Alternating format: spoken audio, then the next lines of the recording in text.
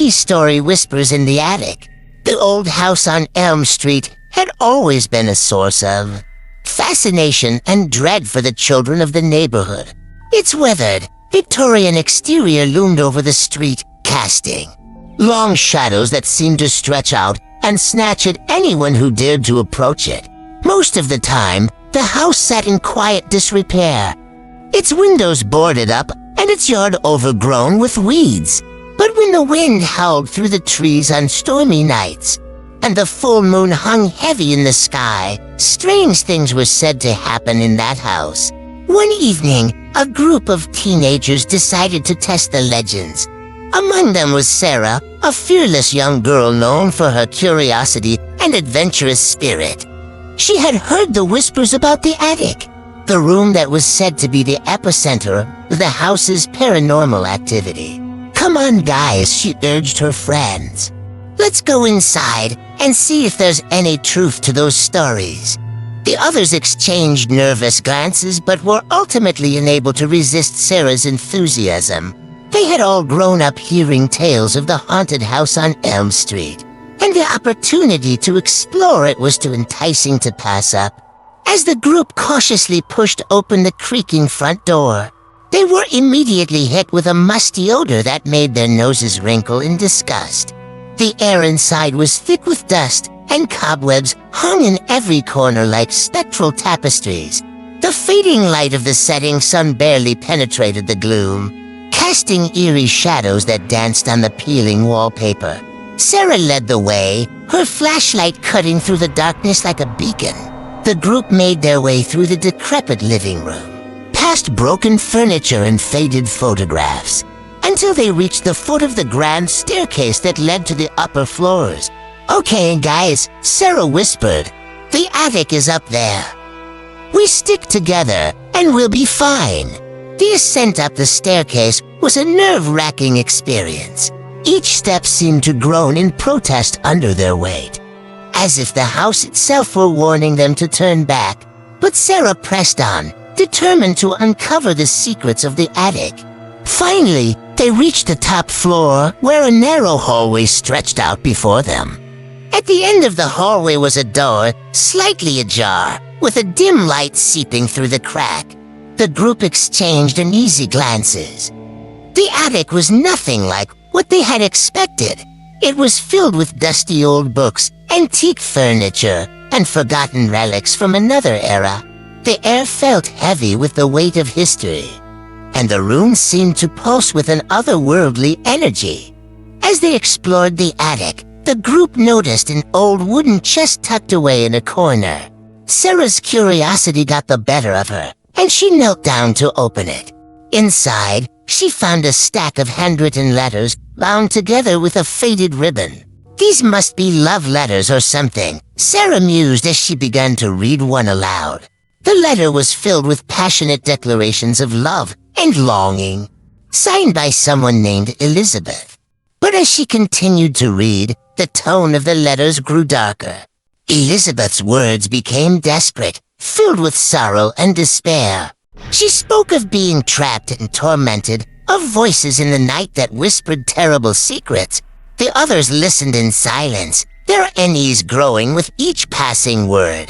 It was as if the very walls of the attic were echoing the anguish of the woman who had penned these letters.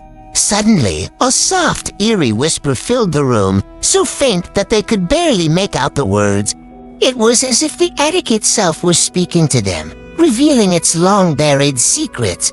The group exchanged terrified glances, their hearts pounding in their chests. The whispers grew louder, more insistent, as if pleading to be heard. Sarah, her hands trembling, reached out to touch an old mirror that hung on the wall.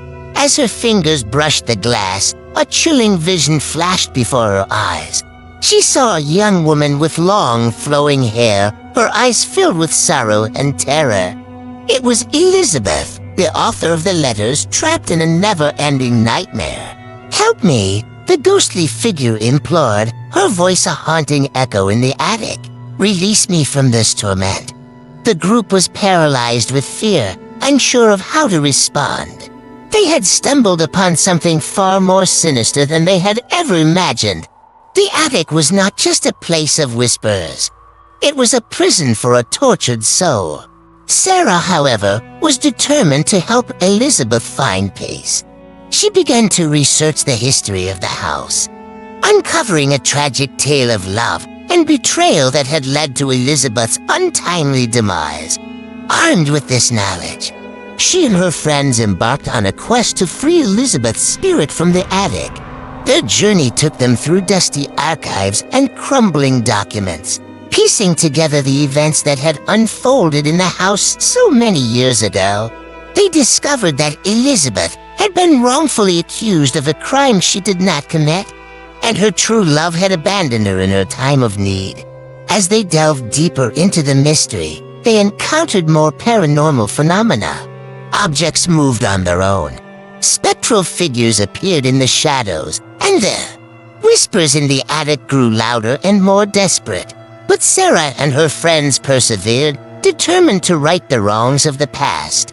They performed a series of rituals and ceremonies to communicate with Elizabeth's spirit, promising to clear her name and reunite her with her lost love. Finally, on a stormy night much like the one when they had first entered the house, they conducted a final seance in the attic. The room crackled with energy as they called out to Elizabeth, their voices trembling with anticipation. The attic seemed to come alive, as if the very walls were responding to their plea. And then, in a blinding flash of light, Elizabeth's ghost materialized before them. Her eyes were filled with gratitude and relief as she reached out to Sarah. With tears in her eyes, Sarah whispered, "We will set you free, Elizabeth. You deserve peace." As they recited the words that would release Elizabeth's spirit from the attic, the room trembled and the whispers ceased. The attic grew still, and Elizabeth's ghost slowly faded away, her anguished expression replaced by one of serenity. The house on Elm Street fell silent, and the long-held secrets of the attic were finally put to rest. The legends that had surrounded the old house for generations were no longer fueled by fear and uncertainty. Sarah and her friends had not only uncovered the truth about the whispers in the attic, but had also brought closure to a tragic chapter in history. As they left the house that night, instead, it would be remembered as a place where courage and compassion had triumphed over darkness, and where a restless spirit had finally found peace.